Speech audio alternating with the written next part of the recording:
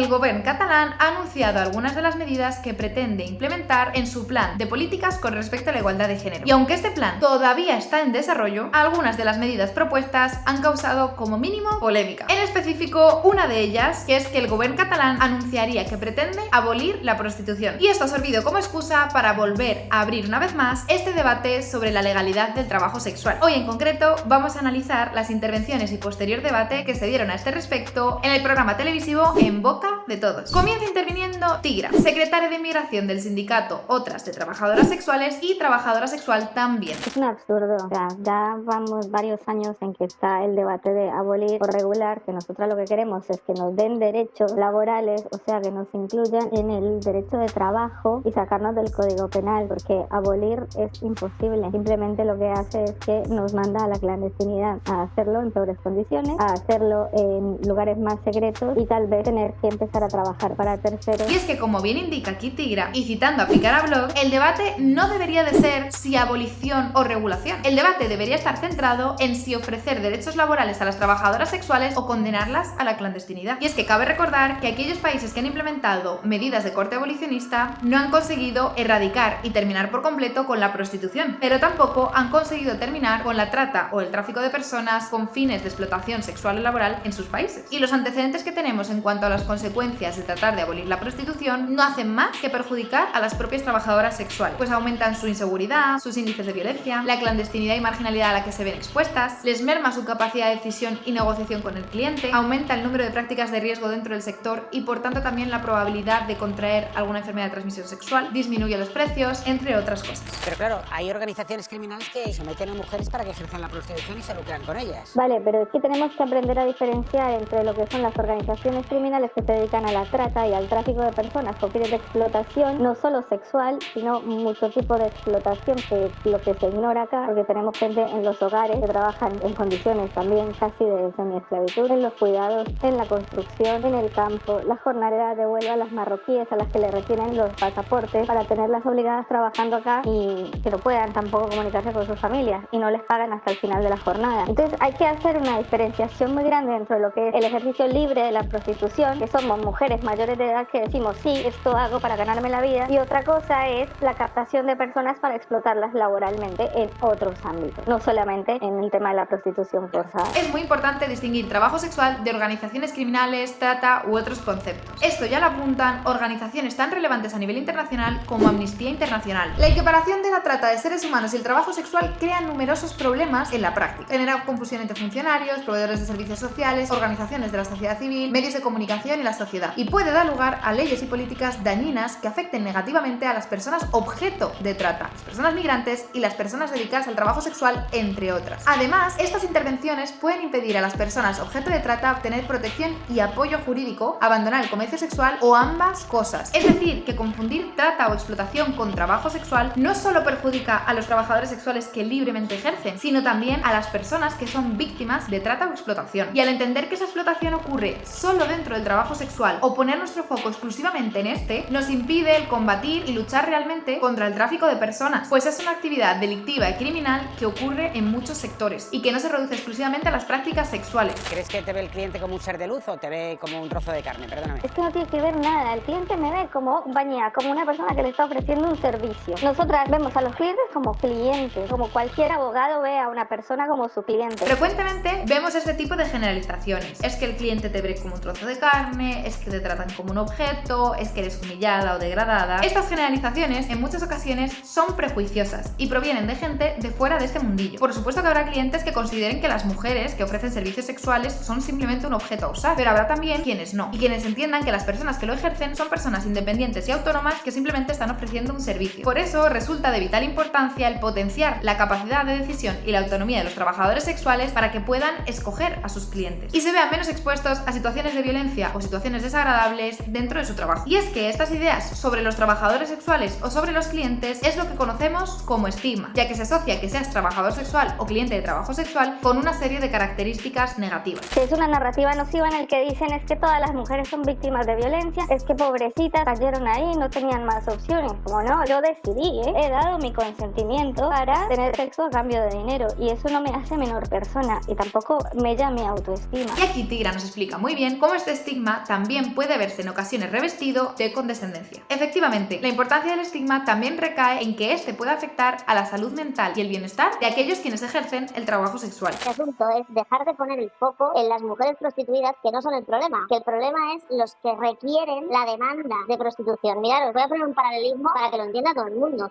Hay que dejar de hablar de las mujeres en prostitución para hablar de los hombres que creen que pueden acceder a los cuerpos de las mujeres impunemente mediante un vídeo. Después de las intervenciones de Tigra, dan paso a Nuria González, abogada y activista feminista y también una de las caras más reconocidas del abolicionismo aquí en España. Parece que si no defiendes la abolición de la prostitución, lo que estás defendiendo es que cualquier persona con un billete pueda acceder al cuerpo de otra a hacer lo que le dé la gana. Y esto no es así. Cuando hablamos del reconocimiento del trabajo sexual, hablamos del establecimiento de unos contratos dentro de este, como en cualquier otra profesión, en el que se pueda determinar qué servicios se hacen y también cuáles no, los límites que no se deben traspasar y las condiciones en las que se van a dar los encuentros. Curiosamente, las medidas de corte abolicionista dejan en una situación de mayor vulnerabilidad a la persona que ejerce trabajo sexual y dotan de mucho poder al cliente, quien ahora sí, en un contexto abolicionista, goza de una situación de poder sobre el trabajador sexual, ya que en estos contextos las trabajadoras sexuales no tienen sus derechos garantizados y no tienen tantas herramientas para poder asegurar su propio bienestar y su seguridad. Si lo que buscas es combatir esta desigualdad, la abolición no es el camino. Bajo la ley, el consentimiento sexual es un derecho fundamental y el consentimiento es libre, informado y no coaccionado. Y aquí estamos hablando, y eso es así, de que una relación, entre comillas, en prostitución se circunscribe al pago de un precio. Si no hubiera ese precio, no habría esa relación. Ergo, el consentimiento está totalmente viciado, porque las mujeres en prostitución no quieren acostarse con ningún putero. Esta afirmación de que el consentimiento dentro del trabajo sexual está viciado resulta como mínimo arriesgada. El intercambio económico vicia el consentimiento siempre? Es decir, ¿el dinero per se vicia el consentimiento? ¿O es algo que ocurre exclusivamente en el caso del sexo? ¿Por qué en las relaciones sexuales sí se vicia el consentimiento cuando hay dinero de por medio y en el resto de ámbitos no? Es decir, en el ámbito del sexo puedes ofrecer consentimiento y en el ámbito económico puedes ofrecer consentimiento, pero por algún extraño motivo, si se fusionan estos dos mundos, pues algo cortocircuita y ya no puede existir el consentimiento válido. Y es que si tomamos de referencia, por ejemplo, el Código Civil español, será nulo el consentimiento cuando haya error, violencia, intimidación o dolo. Cuando hablamos de trabajo sexual, no estamos refiriéndonos a casos en los que haya ninguna de las 4 condiciones anteriores. Estamos hablando de casos que no encajarían en ninguna de estas categorías. Entonces, ¿por qué en el caso del sexo el consentimiento funciona de forma diferente? ¿Cómo podemos distinguir entonces a aquellas personas que llevan a cabo un intercambio económico y sexual de forma voluntaria y a aquellas que no? ¿Por qué siempre hay un vicio del consentimiento? Bien, vamos por partes. 90% de mujeres en situación de trata es un invento y está totalmente rebatido. Hasta el Ministerio de Igualdad lo ha demostrado con su macroestudio el año pasado. Tigra aquí menciona el macroestudio que llevó a cabo el Ministerio de Igualdad el año pasado, el cual trataba de contabilizar cuántas mujeres se dedican a la prostitución en España y cuántas de ellas están en riesgo de poder ser víctimas de trata. Siendo esta una de las últimas estimaciones que tenemos y no basándose solo en condenas o en víctimas reconocidas, el macroestudio concluía que el porcentaje de mujeres que podían estar en riesgo de trata dentro de las mujeres que ejercen el trabajo sexual en España estaría entre un 8 y un 24%, dato que dista bastante del 90% que menciona Nuria González aquí. No van a mujeres en prostitución voluntaria siempre. El 90% de mujeres en prostitución son mujeres de trata. Y el otro bien estaría en otro sitio si pudiera. El resto de datos que hay medianamente sólidos alrededor de este tema también datan cifras mucho más bajas que ese 90%, que en muchas ocasiones esa estimación nace de la simple observación de aquellos que trabajan específicamente en trata. Así que no es verdad que el 90% de las mujeres en prostitución en España sean víctimas de trata. Este es un dato poco respaldado, poco replicado y con muy poca solidez. Sin embargo, Nuria también menciona que aunque haya un 10% de personas que ejercen voluntariamente, en realidad esas personas querrían abandonar el trabajo sexual si tuviesen la oportunidad. Y aunque las casuísticas dentro del trabajo sexual son súper variadas, el Comité de Apoyo a las Trabajadoras Sexuales, CATS, dio respuesta a esta afirmación que hace Nuria González, pero con datos. Y es que CATS realizó una investigación sobre la violencia a la que se ven expuestas las trabajadoras sexuales. Y una de las preguntas que incluyó fue: si te ofrecieran otro empleo, ¿dejarías la prostitución? Del total de la muestra, tan solo el 31,7% respondieron que sí, que dejarían la prostitución por cualquier otro trabajo. Un 11% contestó que no lo dejaría por ningún otro trabajo. Y un 53% respondió que dependía de cuál fuese el otro empleo. Es decir, Nuria González aseguraba que el 100% de las trabajadoras sexuales que ejercen de forma voluntaria dejarían el trabajo sexual si tuviesen la oportunidad de desempeñar otro empleo. Sin embargo, lo que nos indican los datos de CATS es que este porcentaje se reduce a un 31,7%. Porcentaje relevante importante que hay que tener en cuenta a la hora de implementar alternativas laborales reales para aquellas personas que se encuentran ejerciendo el trabajo sexual y desearían abandonarlo, pero que dista mucho de ese total del que hablaba Nuria. Por favor, las cifras son policiales, no voy a entrar a discutir. Aunque la OCRIF, Unidad Central de Redes de Inmigración y Falsificación Documental, no elabora informes en sí mismo, sí colabora con otras organizaciones que redactan informes sobre la trata. Vamos a hacer un cálculo matemático súper sencillo. Si ponemos los datos del CITCO sobre víctimas de trata liberadas, que en 2024 fueron 648, sobre el total de mujeres en prostitución, que según el Ministerio de Igualdad en 2024 fueron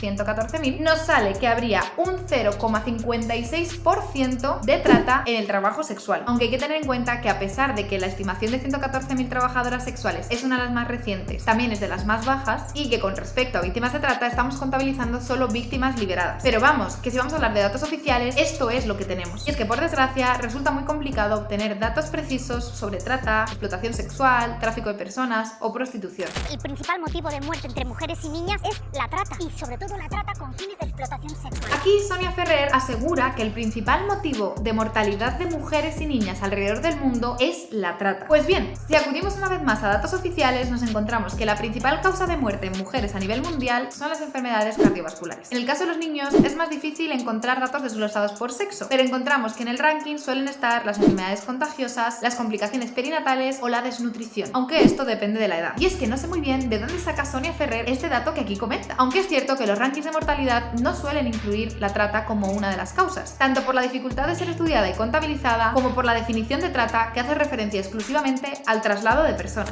La prostitución es el principal motivo por el que hay trata de mujeres y niñas. Entonces, si para salvar a esas mujeres y niñas tenemos que decirle a esta tigra o a todas las pocas que pueden hablar y que quieren ejercerlo de forma voluntaria, lo siento, vas a tener que buscarte otro oficio para proteger a todas esas miles de mujeres que están explotadas en el mundo, pues habrá que hacerlo, porque el derecho colectivo está por delante. Definitivamente no. La hostelería no es el principal motivo por el que hay trata y explotación laboral en cocinas y restaurantes. Y la agricultura no es el principal motivo por el que hay trata y explotación en el campo. Son diferentes ámbitos laborales en los que puede haber trata o explotación laboral. Y cuando hablamos de estas otras profesiones, no ponemos el foco en los camareros o en los clientes de restaurantes para hablar de explotación laboral o de trata. ¿Por qué si lo hacemos cuando se trata de trabajo sexual? ¿Por qué entendemos que la actividad entera es lo que es problemático y criminal? ¿Por qué cuando hablamos de trabajo sexual entendemos que la actividad completa es lo que resulta problemático y genera trata y explotación laboral? ¿Por qué culpamos a los clientes o los trabajadores voluntarios de que haya trata o explotación laboral en su ámbito de profesión? Creo que lo que estamos de acuerdo todos en la mesa es que hay que acabar con la trata. Eso está. ¿Sabes qué pasa? Que hay quien cree que para eso hay que legalizar la prostitución y hay quien cree que para eso hay que abolirla. Y yo creo que tienen razón seguramente las dos. Quiero decir, para acabar con la trata de manera policial, pues lo que hay que hacer es legalizar y poner policía y poner los medios. Y para